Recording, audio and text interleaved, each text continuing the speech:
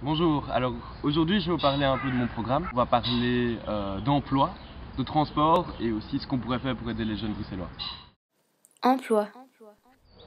La région bruxelloise est la plus jeune de Belgique, donc la moyenne d'âge est de 37 ans. Donc par logique, les jeunes sont durement touchés par la crise de l'emploi. Donc en fait, plus d'un chômeur sur 4 a moins de 26 ans. Donc selon moi, il faut aller plus loin dans la politique des contrats de première embauche. Il faut repenser le système scolaire pour les jeunes en difficulté. Et je crois qu'il ne faut pas les exclure au contraire de ce système scolaire. Et au contraire, essayer de l'améliorer pour les aider aussi à récupérer et à re-rentrer dans le système et leur apprendre aussi un vrai métier. Donc je pense aussi que l'enseignement professionnel doit être vraiment valorisé. Bruxelles est une ville cosmopolite. Dans le centre de l'Europe, c'est la capitale de la Belgique. Donc il y a vraiment plein de langues qui se parlent. Et donc, selon moi, la maîtrise des langues est essentielle. Je suis en réto, je suis en langue forte. Et pourtant, je sais qu'en sortant de réto, je ne serai pas parfait bilingue, je ne serai pas parfait trilingue. Donc il faut vraiment essayer d'améliorer et quasi de forcer les jeunes à étudier ces langues, que ce soit donc par le biais de stages, d'immersion, d'échanges ou alors même après des cours de perfectionnement. Transport. Donc en matière de transport, Bruxelles a un véritable problème dans sa mobilité. Il y a 700 000 voitures qui se déplacent à Bruxelles chaque jour, avec son lot de pollution, de désagréments. C'est assez problématique, donc, que ce soit en matière d'écologie et de santé. Donc je crois qu'il faut vraiment repenser la mobilité totalement, en prenant bien sûr les transports en commun, les transports publics non polluants. Il faut donc, selon moi, augmenter et améliorer les interconnexions entre les arrêts, entre les transports, que ce soit donc d'un métro à un tram, d'un tram à un métro, plus même de taxi avec les collectos. Il faut vraiment essayer que tout soit parfait, donc que quand il y a un tram qui arrive à destination, bam, il y a un métro qui part, comme ça, je crois qu'on peut vraiment gérer ce problème bruxellois.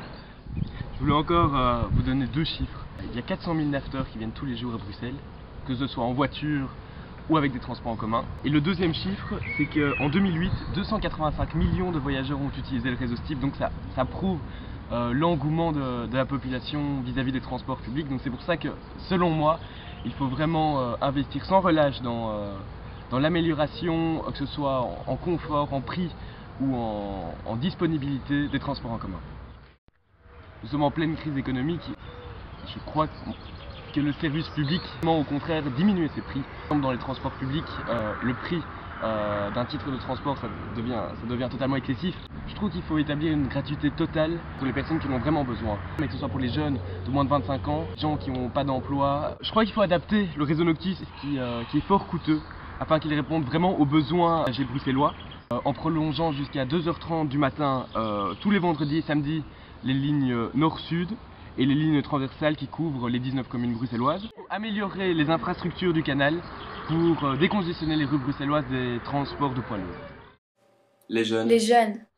Notre jeunesse a vraiment du talent à revendre, mais il y a un problème, c'est qu'on n'a pas l'espace pour exprimer ce talent. Il faut vraiment créer cet espace, je crois.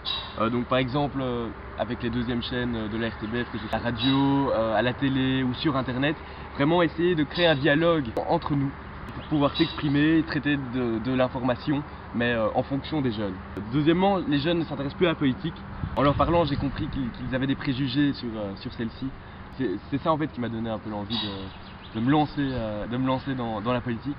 Donc vraiment essayer de les inciter à s'intéresser plus, que ce soit à l'école ou alors dans des associations ou alors chez eux. Vraiment qu'ils s'intéressent plus à la politique. Notre avenir se joue là. Donc il y a plein de groupements de jeunesse, que ce soit politique ou non, qui sont présents à Bruxelles. Donc vraiment essayer de faire de la pub pour celle-ci, parce que c'est là que ça se joue, vraiment. Le 7 juin, votez Julien. Retrouvez le programme entier de Julien sur www.uitendal2009.org.